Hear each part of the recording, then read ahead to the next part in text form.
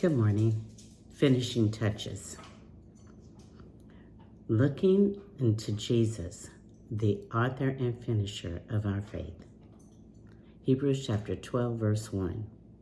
Now here we're told of the importance of removing burdens and sin that hinder faith.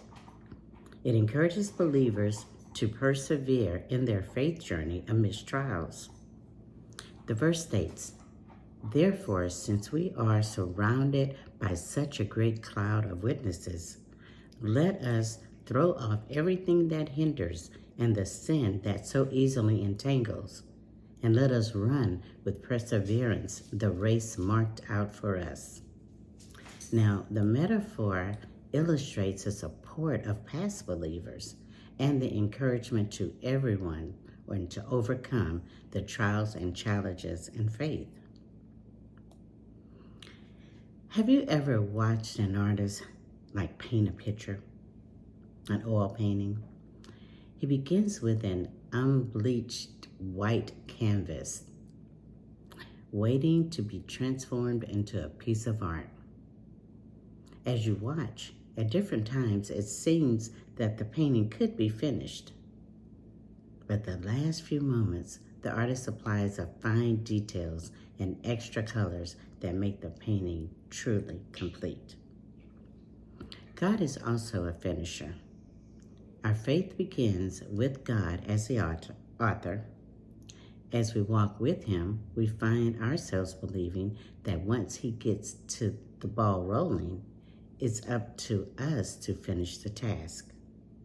Praise the Lord that He declares it His responsibility to not only author our faith, but also finish it. Don't walk away before He is finished. Those final few touches can make a precious masterpiece. Good morning, y'all. Finishing touches. Isn't that something? That's true. I've watched people paint because I love great artwork. And I've watched painters and I've saw pieces of their work in different phases of it being complete. And I figured, well, I think maybe it's finished. And then it's not. He does a couple more things. And by the time he's finished with everything, it's like, oh my God. I thought it was finished because it looked perfect the other way. And then now you see the finishing touches and you're like, voila, it's done. It's a masterpiece. That's how God's work is. You know, we may feel like He's finished with us or we're fine, we're okay. But all of us have things that we need to have touched up from time to time. And there's nothing wrong with that. It's just the way that we were made anyway.